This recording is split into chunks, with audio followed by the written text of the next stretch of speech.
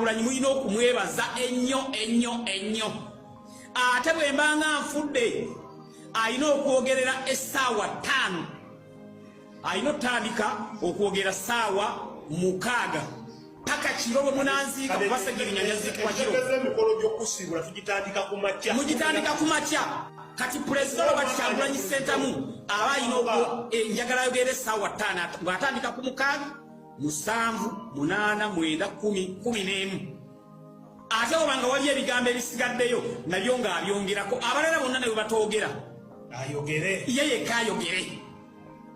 Abalala bonna ne bwe batoogera ate ono ate oli. Nange nja kubeera wali mu gundi, nja kubeera wali mu ssanda Ssegirinya nange nga ŋŋamba nti amiina pulezidenti wange kubanga omuntu bw'afa. Greenland Broadcast nze Williams we tujjidde ku kamera ne microphone ya Greenland Broadcast nga eddwaliro ly'Olubaga likakasizza nti omubaka owa Kawempe North Honorable Mohamed Ssegirinya afudde era nga omukulembeze Robert Kyagulanyi Ssentamu ku sayidi ya National Unity Platform akulira oludda oluvuganya ku sayidi ya National Platform Joel Ssenyonyi Ssaabawandiisi David Leus Lubongoya baatuuse dda e Lubaga nga kw'otadde n'ababaka abalala bangi nnyo bensobodde okulabako besobola kumenya ono n'oli agoberera Greenland Broadcast Ssegirinya okusinziira ku David Leus Lubongoya, Joel Ssenyonyi ne Robert Kyagulanyi Ssentamu basoose ne bafuna obubaka nti Honorable Mohamed Ssegirinya yabadde brain dead oluvannyuma ate era n'alangirirwa abasawo okusinziira ku kiwandiiko ekyo nti afudde. Kitalo nnyo ekya Honorable Mohamed Ssegirinya tusaasira bannakawempe North, tusaasira ab'eŋŋanda ze, tusaasira maama we, tusaasira abantu bangi nnyo, tusaasira abaana be. Kitalo ekya Mohamed Ssegirinya ngenda kuteerawo vidiyo eyo owulirize ennyinyonnyola ya omukulembeze Robert Kyagulanyi Ssentamu ku by'okukungubagira Mohamed Ssegirinya omugenzi kati nga bwe bigenda okubeera. Kitalo nnyo, kitalo ddala agoberera Greenland Broadcast. Ffenna abadde mawulire tugoberedde Robert Kyagulanyi Ssentamu enkolagana ye bwebadde ye ku sayidi ya National Unity Platform ate era n'omubaka Mohamed Ssegirinya. Ate oba oliawo era bw'oba obadde mawulire olabye Ssegirinya engeri olugendo gye lubadde okutuukira ddala watuukidde ku kubeera Member of Parliament. Agoberera Greenland Broadcast nze Williams okutandika okulaba Mohamed Ssegirinya ntandika mulaba mu 2007 ng'asoma ku ssomero awo e Bwayise. Oluvannyuma Ssuubi FM bweggulawo Mohamed Ssegirinya afuuka omu ku bakubi b'amasimu gwali bakitayimbwa Nnyindo Ndaalo n'abakubi abalala b'amasimu bammande biboozi ono nga ye Mohamed Ssegirinya eddoboozi ly'ekyebando. Mu bimu ebyewuunyisaako Mohamed Ssegirinya kwe kuba nti yateekateeka ensisinkana ya Ssuubi FM n'abakozi ba Ssuubi FM okutwalira wamu n'abawuliriza n'atukyaza ku ssomero lyabwe. Bw'atukyazaayo ng'atuleese nga Ssuubi FM kyali kinene nnyo omwana asoma okusobola okuleeta abantu abakola ku radio ne bannannyini radio n'abawuliriza bonna ne bajja ne fans club oba ttiimu eyekulembera abawuliriza ba radio station yeyo. Twagenda n'atulaga bayizi banne n'essomero ne lifuna essanyu okuba nti omwana Mohamed Ssegirinya aleese abakozi ba radio. Ne tujja ne batugabula ne tufuna okunyumyamu okuwayaawo n'ebirala. Mohamed Ssegirinya nafuuka n'omukubi wa ssimu ow'olulango ku Ssuubi FM. Mohamed Ssegirinya yayongerera ddala okukuba amasimu awalala wonna. Mohamed Ssegirinya eddoboozi ly'ekyebando nga walulango nnyo ku maradio mangi nnyo kuli CBS, Radio Simba, Beat FM, Star FM, Bukedde FM, Denver FM n'akuba amasimu awantu wangi nnyo. Mohamed Ssegirinya musinkananga ekirooto kye kyali kyakufuuka mubaka wa Parliament, kyali kyakufuuka omukulembeze w'amaanyi mu ggwanga erya Uganda. Yatugamba nga nti ebiseera ebisinga bannabyabufuzi baagala bali abaasoma abagundiivu bannamateeka n'abalala n'agamba naye nze ngenda balagirako bwereere ngenda kufuuka omukulembeze ng'ate sina nnyo bitabo ebifaanana ku b'amateeka bye balina. Agobera Greenland Broadcast Mohamed Ssegirinya yatandika okukola n'afuuka Mr Update. Agobera Greenland Broadcast mwamulaba Facebook byatinta ennyo ng'ereese obusobozi bw'omuntu okugenda obutereevu mu mpuliziganya okugenda live ng'anyiga live button eyo n'agamba Mr Update n'aleeta amawulire ag'enjawulo. Agobera Greenland Broadcast agaasanyusanga abasinga, agaleeteranga abantu abalala okwewuunya, agajjawa n'ebirala bingi nnyo. Muhammad Ssegirinya ng'awa amawulire era nga yita Mr Update ng'ayita abantu mukulembere mujje musharinge. Muhammad Ssegirinya nga musanyusa bw'obanga ate ddala wali omutegedde mu ntegera ffe gye twali twamutegeera ng'akyali na ddoboozi ly'ekyebando omukubi w'essimu nga Ssegirinya anyuma ng'awulirizibwa n'asesa abantu bangi nnyo n'anyumira abantu bangi nnyo. Kitalo nnyo ekya Muhammad Ssegirinya. Agobera Greenland Broadcast Muhammad Ssegirinya n'alemezaamu ng'omuntu bw'asobola okugamba ebiseera ndala bwe tutuuka mu 2017 Muhammad Ssegirinya bw'alemerako ennyo mujjukira n'afuuka kansala. Obuulyawo ekifo ekyayongera okumututumula ennyo. Muhammad Ssegirinya eddoboozi ly'ekyebando afuuse kansala. Muhammad Ssegirinya alemezaamu n'atandika n'okugamba nze ngenda kwesimbawo ku kifo kya Kawempe North. Agobera Greenland Broadcast okwesimbawo mu ggwanga lya Uganda naddala ku Member of Parliament kuzze tukulaba nga kuyina ebyenjawulo ebikwetaaza obuyigirize bwo okusoma kwo, how connected are you, butya bw'oli ow'enkizo ku bantu lwaki basobola okuteekamu bwesige n'obutakuteekamu bwesige. Muhammad Ssegirinya yatuuka ekiseera nga abantu abasinga bamunyumirwa abali ku ludda oba okusangala kugamba ku nzida simanyi baje kiri ku njuyi ez'enjawulo ez'ebyobufuzi. Muhammad Ssegirinya Mr Update n'atambuza ekintu kye n'ayita mu bintu bingi nnyo mujjukira mu biseera by'okugamba nti bagenda kukwata TV station the reception ebeera digitalized okuba nti kakati signal ebeera carried by the signet era nga bwe kiri mu Uganda ennaku zino abantu bonna TV stations endala zonna signal zaazo zikasukibwa satellite zikasukibwa ku busobozi bwa satellite okutwalibwa mu bantu ku TV owogirabira era nga abavunaanyizibwa ku ekyo be ba signet. Muhammad Ssegirinya yalwanyisa ekintu ekyo y'omu ku bagamba abantu bajja kutuuka ekiseera nga tebalina busobozi kulaba TV sets zaabwe zibalina mu gundi nga olwo muzisse n'ebirala n'asitula ne TV n'agiteeka ku mutwe. Muhammad Ssegirinya yanadduka emisinde mingi nnyo ku Parliament awo agobera Greenland Broadcast. Ssegirinya bwe yajjanga achievinga nga asanyusa abantu abasinga obungi abalabanga nti yali muvubuka omwana omuto ennaku zino batugamba abaana ba ghetto era nga buli muntu yenna alaba nga Ssegirinya yeetaaga okwachivinga. Ba police officers bwe wanyumyangako nabo ku nsonga za Ssegirinya bagamba Ssegirinya atawaanya naye ate Ssegirinya ye waffe. Ssegirinya atawaanya tumugamba bino akola birala naye Ssegirinya tujja kutereera tujja kubeera naye.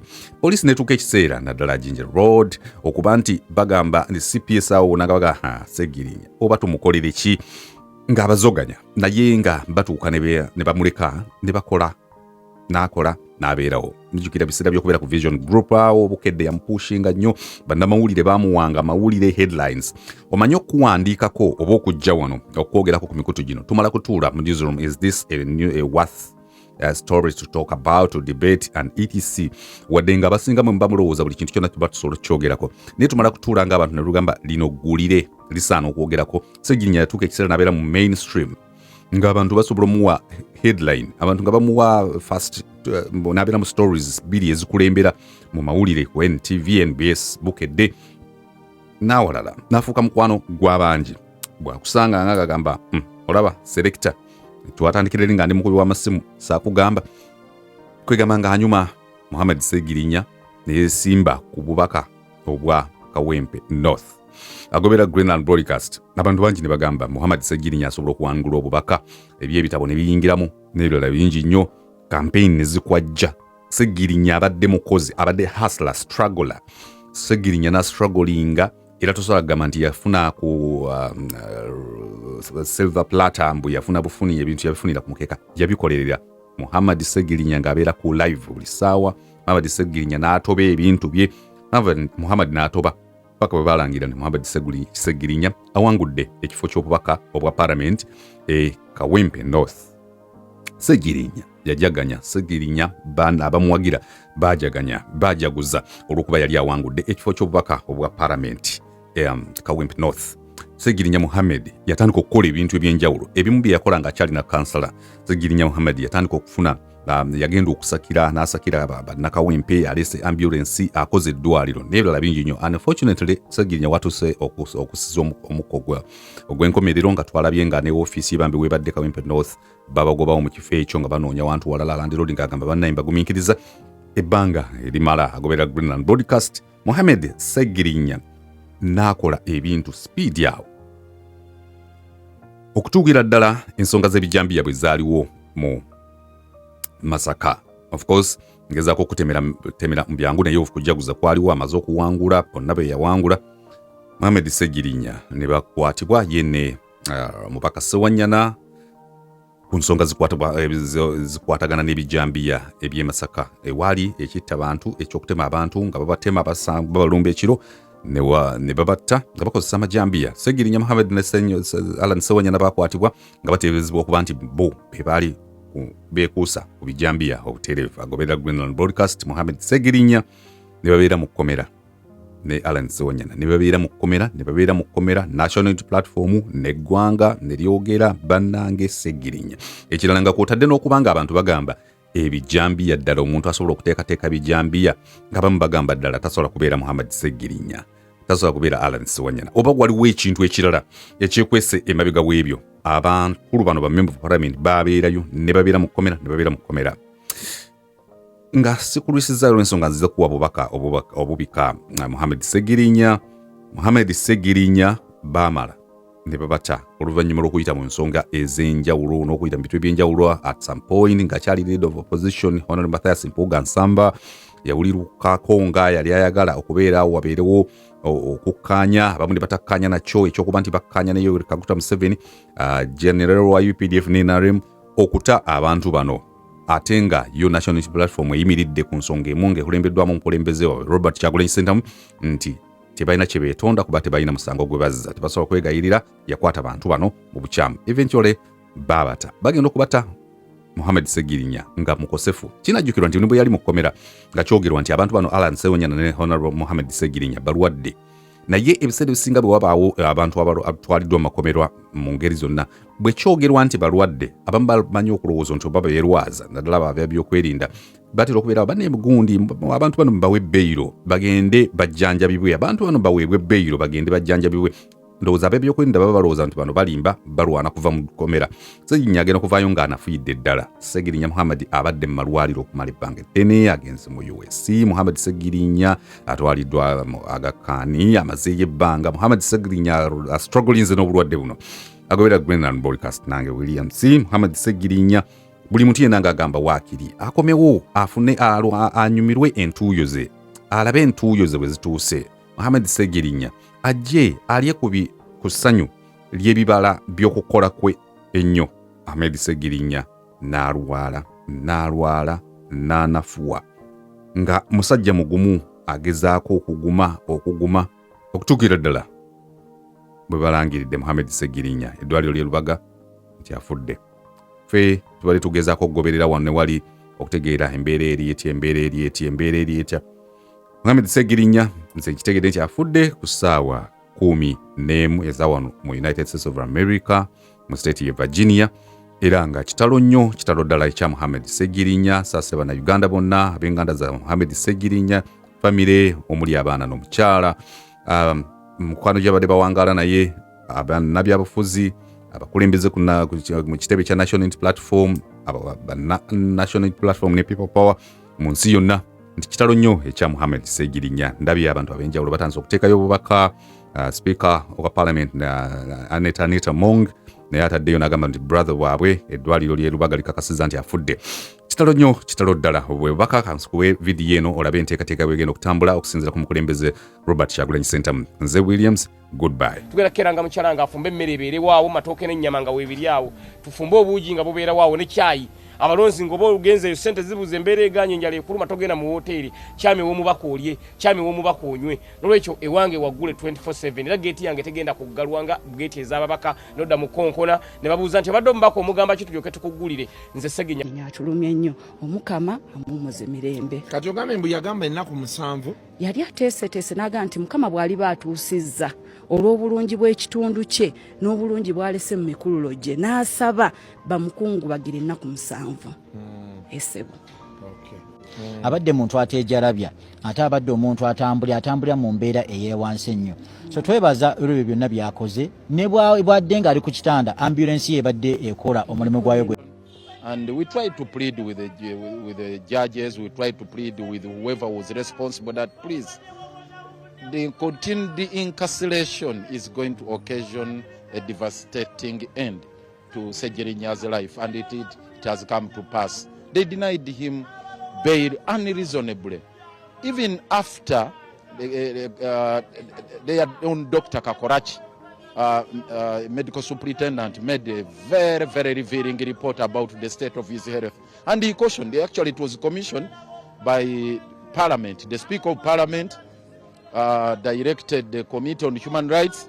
Fox Odoi went to Mulago.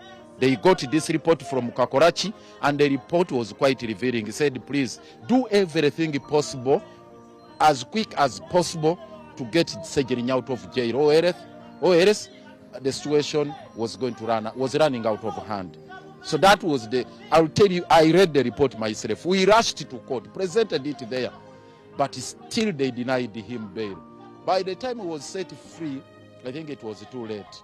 He had to run to very many facilities within and outside the country, Nairobi Hospital, Aga Khan, but probably it was too late to redeem his life.